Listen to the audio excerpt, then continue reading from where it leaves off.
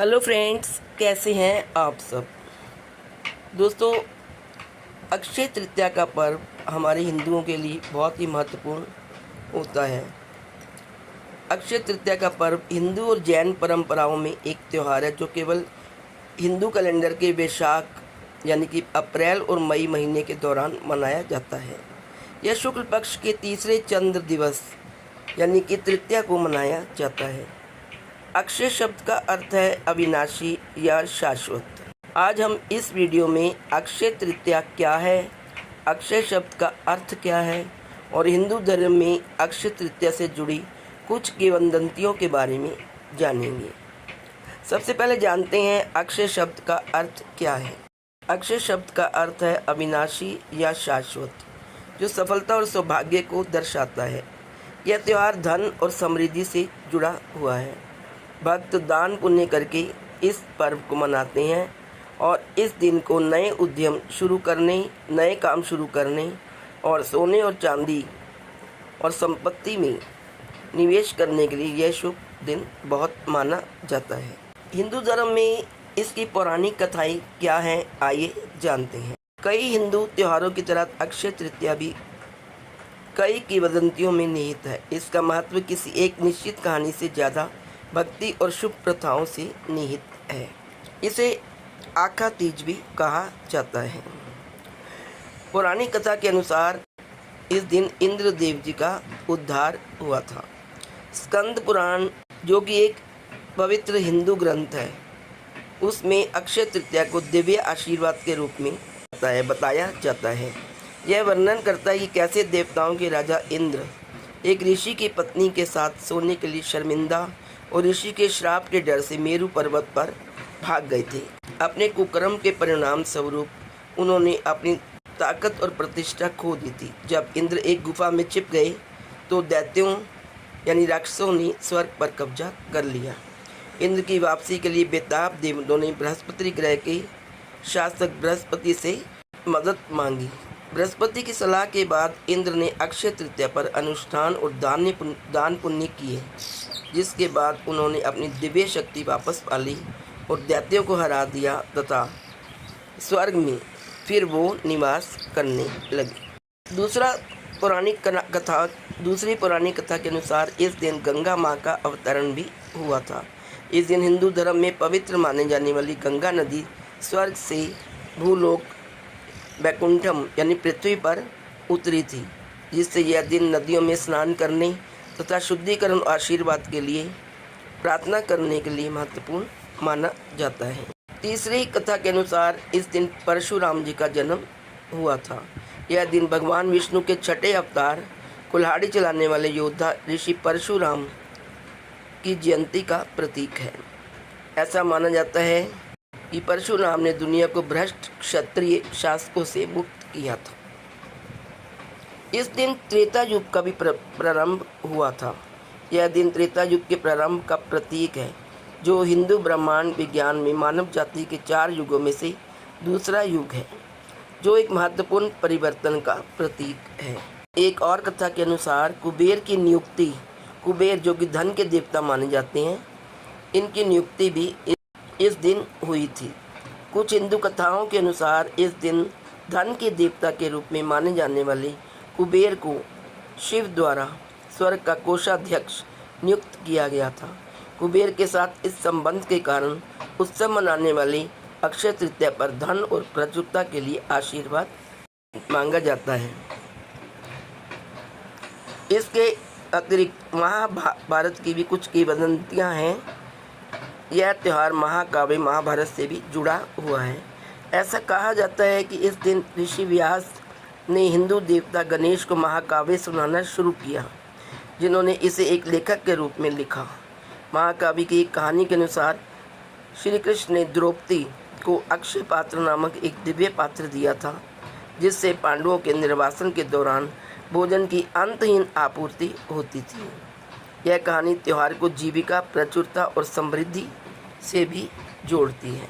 अक्षय तृतीया के दिन लोग बहुत से अनुष्ठान करते हैं और एक उत्सव की तरह इस पर्व को मनाते हैं। अक्षय तृतीया पर कई तरह के अनुष्ठान और रीति रिवाज मनाए जाते हैं। जो समृद्धि और भक्ति का प्रतीक है। इस दिन सोना और चांदी खरीदने की परंपरा है, क्योंकि कई लोग मानते हैं कि इस दिन अर्जित धन सौभाग्य लाता है और शुभ माना जाता है। दान के कार्य जैसे कि जरूरतमंद लोगों को भोजन उपलब्ध करवाना, कपड़े दान करना और धार्मिक संस्थानों का समर्थन करना आशीर्वाद और पुण्य लाने वाला माना जाता है।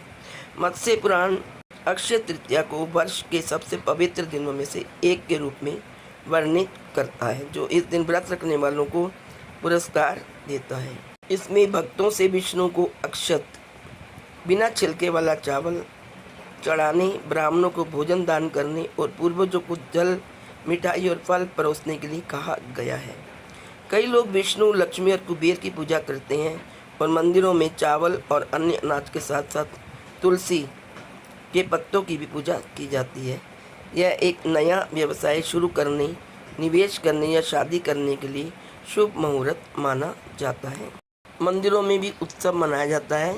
महाराष्ट्र, भारत के मुंबा देवी मंदिर में अक्षय तृतीया का समारोह उत्सव और अल्फांसी आमों के साथ मंदिर की सजावट की विशेषता। पूरे भारत में अक्षय तृतीया का उत्सव बड़ी धूमधाम से मनाया जाता है और प्रत्येक क्षेत्र में इस दिन को अनूठे तरीकों से मनाते हैं। उत्तर प्रदेश के वृंदावन में अक्षय तृतीया पर बांके बिहारी मंदिर में भक्तों को कृष्ण मूर्ति के चरणों के दर्शन करने की अनुमति होती है, जो वर्ष के शेष दिनों में नहीं होती। ओडिशा में किसान धान की फसल बोना शुरू करते हैं और पुरी में रथ यात्रा उत्सव के लिए रथ का निर्माण शुरू होता है। महाराष्ट्र में विवाहित महिलाएं एक दूसरे को हल्दी और कुमकुम अर्पित करती हैं और देवी गौरी पार्वती से अपने पति की लंबी आयु के लिए प्रार्थना करती हैं। पश्चिम बंगाल में इस पर्व के दिन व्यापारी लक्ष्मी जी की पूजा करते हैं और हल खाता करते हैं। एक ऐसी प्रथा जिसमें नए लेखा बही खाते खोले जाते हैं, जो वित्तीय शुरुआत का प्रतीक है। वैदिक पंचांग के अनुसार इस बार वैशाख माह में 30 अप्रैल को अक्षय तृतीया मनाई जाएगी। अक्षय तृतीया का महत्व इसलिए भी है क्योंकि बिना शुभ मुहूर्त निकलवाए इस दिन हम किसी भी काम को कर सकते। इस साल ज्योतिष गणना के अनुसार अक्षय तृतीया के दिन कई शुभ योग का निर्माण हो रहा है, जिसका शुभ असर राशि के जातकों पर भी पड़ेगा। अक्षय तृतीया के दिन गज केसरी राज योग और लक्ष्मी नारायण योग बन रहा है। ऐसा माना जाता है कि इस योग के बनने से मिथुन और मीन राशि के जातकों की किस्मत चमक सकती है, साथ ही मां लक्ष्मी की कृपा प्राप्त हो सकती है। सनातन धर्म में अक्षय तृतीया को युगादि पर्व का दर्जा प्राप्त है। इस दिन जप, तप, दान और पूजा का अक्षय पुण्य फल मिलता है। आइए जानते हैं अक्षय तृतीया का शुभ मुहूर्त। तृतीया तिथि का आगमन 29 अप्रैल को शाम 5:29 पर होगा, जो 30 अप्रैल की दोपहर 2:12 तक विद्यमान रहेगी। इस दिन को कृष्ण सुदामा मिलन की स्मृति में भी मनाया जाता है। मान्यता है कि इस दिन गंगा स्नान और तीर्थ दर्शन से कई गुना पुण्य फल प्राप्त होता है। अक्षय तृतीया का शुभ दिन वैवाहिक जीवन, गृह प्रवेश, नव व्यापार, भवन निर्माण जैसे कार्यों के लिए अबूझ मुहूर्त है। आइए जानते हैं अक्षय तृतीया पर पूजा कैसे करें। अक्षय तृतीया के दिन श्री हरि विष्णु और मां लक्ष्मी की विधिवत पूजा करनी चाहिए। इस दिन विष्णु सहस्त्र नाम और श्री सूक्त या राम रक्षा स्तोत्र का पाठ करना शुभ माना जाता है। अक्षय तृतीया के दिन पितरों के नाम से दान पुण्य के कार्य मंगलकारी माने गए हैं। अगर संभव हो तो इस दिन शुभ गंगा जल में स्नान कर सकते हैं। नए व्यापार की शुरुआत, गृह प्रवेश के लिए अक्षय तृतीया का दिन उत्तम माना गया है। धन दौलत में वृद्धि के लिए अक्षय तृतीया पर एकाक्षी नारियल को लाल कपड़े में बांधकर तिजोरी में रख सकते हैं। तो दोस्तों, ये थी संपूर्ण जानकारी अक्षय तृतीया पर्व की, जो कि 30 अप्रैल को बुधवार के दिन आ रहा है। आशा है आप सबको ये जानकारी अच्छी लगी होगी। तो दोस्तों, आप सबको मेरी तरफ से अक्षय तृतीया की हार्दिक शुभकामनाएं।